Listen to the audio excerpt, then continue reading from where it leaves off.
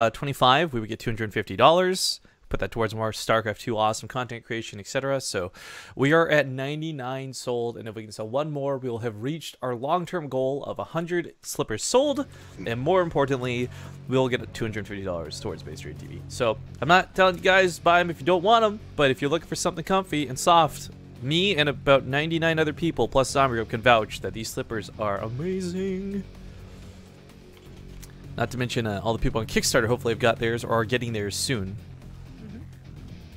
Anyways, in the top right side of Orbital Shipyard, it's a brand new best of 3 here in the semifinals. You might know him a lot better on the European ladder as the Red Terran Happy. In the bottom left as the Blue Terran, it's Byun. Borsty makes the tweet about that last series pretty perfectly. Legacy of the Void game with base trade, stabilizing another base trade, 1 lurker in range of the last building, no observers, legendary! I'm gonna have to agree, that last series was pretty freaking good. I really enjoyed it. But this one should be good. TvT in general has been pretty fun. I can't give you guys specifics on this because we don't have anything finalized or on paper yet. But we are working towards a very large prize pool tournament where the catch is that it's TvT only. So I hope you guys also like TvT because the end of October slash I guess early-ish November we'll probably have something really fun slash stupid to throw. Yeah. Well, TvT still looks a lot like Wings of Liberty TvT. Rather Heart of the Swarm TvT, which I guess looks like Wings of Liberty TvT. Point is, they all look very similar. You still go Marine, Tank, or Mech. Although we've been seeing a lot less mech. And you try and outposition your opponent. The difference, of course, is you can pick up tanks now, which, even with the nerf, is still what you seem to want to do. But no one's quite figured out what's best positioning drop-wise. And with that, I mean, like, you know, you think you have the drop literally on someone, and then ends up that they're better anyways. It doesn't matter. Like, my TvT yesterday. Zombiegrub is a god, guys, and if you didn't see it, you can check it out on our VODs. Well, an accidental god. Like, I really thought I was screwed. They landed the tanks. I thought, you know, I didn't get to land mine. But I ended up winning anyways. It's odd. No one really has figured it out yet. Can we just take a moment and praise Blizzard, by the way? That's the one fix to this game they made that did not, like, it did exactly what it meant to, and it surgically nerfed one specific part of the game without actually wrecking or anything the other parts of it. Like, the tank 0.75 delay nerf really was interesting for TvT and didn't hurt any of the other matchups at all. Yeah. I do want to give a small shout out, by the way, to this guy who was asking earlier, Fire_Keys in chat, a $5 donation, says, I have little to give, but I'm compelled to donate. Thank you for supporting an amazing community. I think it's the other way around, man. Thank you for the amazing community for supporting us. But thank you, of course, for that donation, sir. We have a third CC? No, that's just a natural. All right. Natural finally coming down for Byun, who went for a 1-base build a lot longer. And then Happy did. And it should be hitting soon. He's waiting for the medevac. It's going to be Marines, a Widow Mine, and a medevac. But I think it was scanned. Close enough. He's at the front, waiting to intercept. Yeah, we're going to duck in, try and do something. Now, it does do some damage. His command center was a lot later, but just by dropping and killing some units, it should be enough. Does he still want to drop? He sees 4 Hellions. He's gonna drop the Marines. Ooh, I mean, if he's on top of this as they're unloading one at a time, this is easy for the Hellions. But unfortunately, a little bit late to the party, and that Widow Mine does get to go off. He's targeting the SV building. Oh, Unburrows, Reburrows. He's looking for a good shot. He doesn't want a lame shot. Trying to go off with the Hellions. Won't quite hit it. Oh, nice. Does kill some SCVs with that, though. Yeah. He gets 3 of them. 2 of them are already damaged. Of course, the one goes down. Nice missile turrets just to take care of the Widow Mine. Yeah. I mean, I don't think that's why he got it. I think he was actually pairing with a Banshees, but it worked out. Yeah.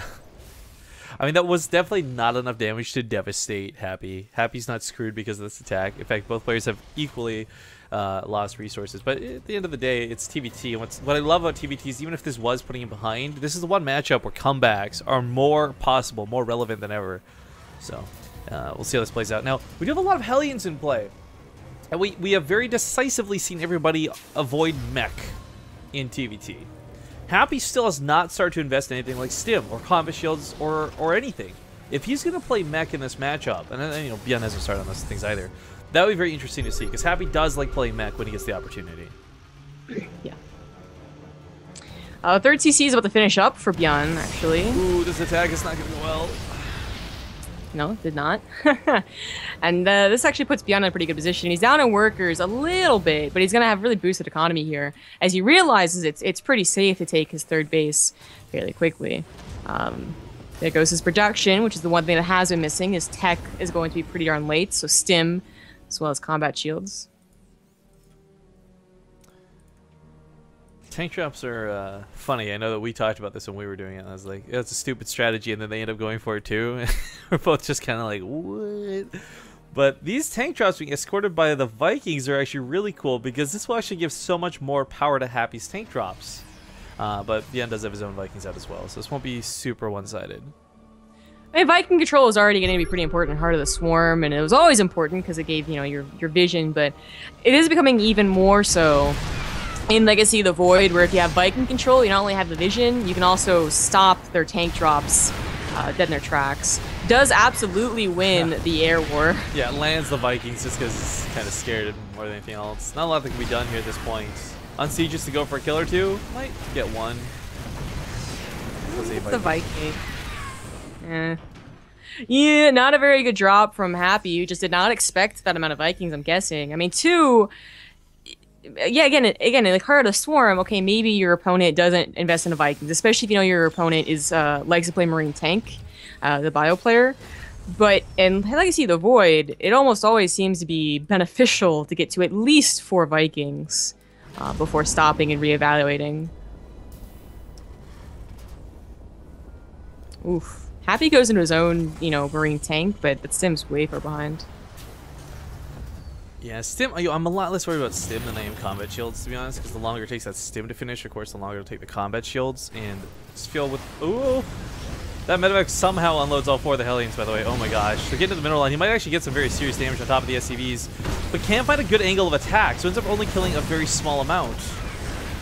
Yeah, by not panicking, he did far less damage. Yeah. Took far less damage.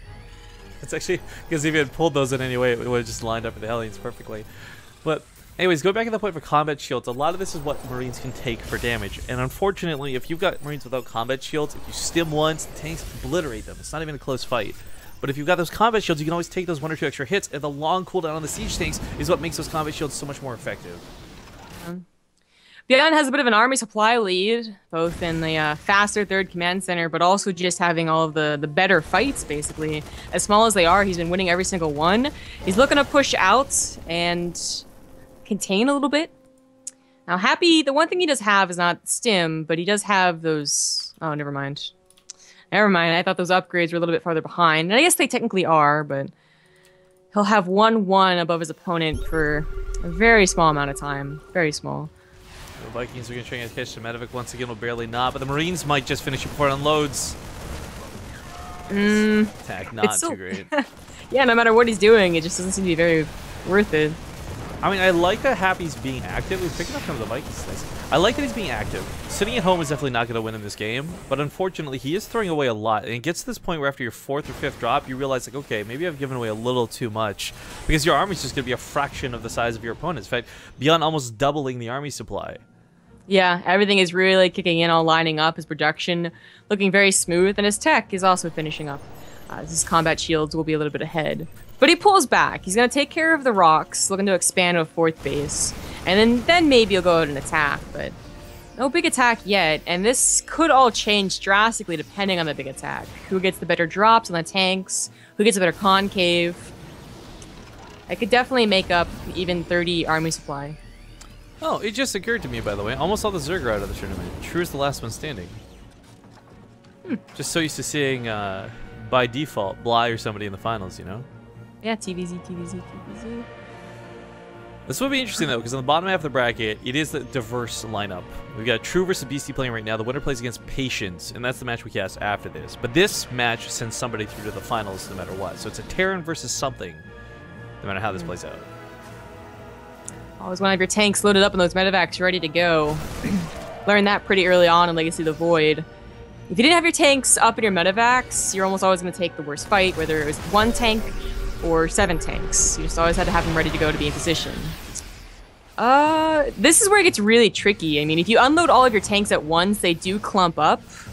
They don't drag like, you know, Marines do out of a medevac, but it's also tricky because you can severely outmaneuver your opponent. Just like this. Actually, not so bad. Takes out the tanks pretty quickly. Now he can just fall back to his own tanks for safety. Yeah, Byun is going to be pushed away with that attack. Good defense out of Happy, but still comes out with a very small army supply in comparison. And this game gets harder and harder. And you know, Byun, as always when we see him in the Alima League, whether it's Heart of the Swarm or Legacy of the Void, he always seems to be able to capitalize on upgrades. This time, even though he's getting these army leads, Happy's actually keeping up on upgrades. Yeah. He has at least been on top of that. Again, that's probably not going to make up 30 army supply, 40 army supply, but some good tank drops certainly would. Now, Byun has a 4th base. It is mining already, but Happy's right behind him. Just landing it now. And it is all going to come down to these engagements, especially once Happy is maxed out. I mean, they're going to be maxed out together. They're going to be on 2-2-1 together.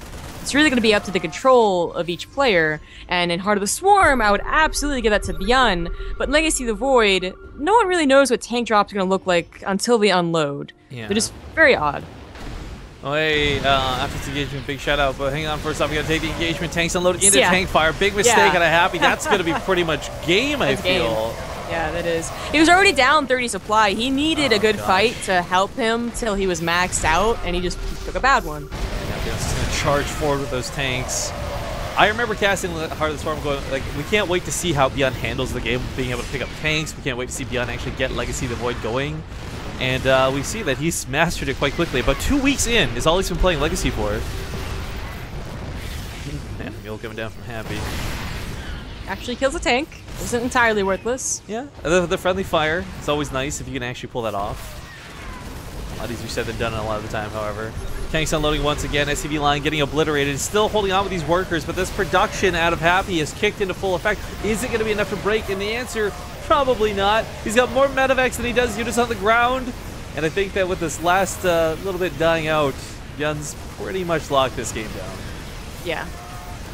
Took him a while. He has been in the lead for the last 8 minutes or so, but eventually able to close it out. GG. So, we got to give some love to Sweden, Zombiegrub. The country? Yeah. We just sold 2 slippers to people in Sweden, apparently. That puts us at 100 and 101 sold with, I don't know where the country is for this one, but 102 slippers now sold in total. So this means we're going to get 250 bucks, guys. That's awesome. Thank you guys, and I hope you enjoy the slippers. They are good quality stuff. I'll have to talk to Miguel later about whether we're going to keep this affiliation going. I mean, slippers are cool and weird. It's just like become a part of the weirdness of the channel. But, yo, we really, again, like a long time ago said, could we even sell 100 slippers? That's insane. People buy gaming peripherals, people buy keyboards. Who the fuck buys slippers?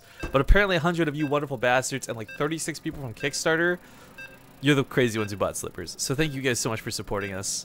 And we will put that $250 to good use. Again, more tournament creation, more show match hosting, all this good stuff. Also, it's worth noting, I totally forgot, because we had JD donate that extra $100 today. Everyone at this point makes money.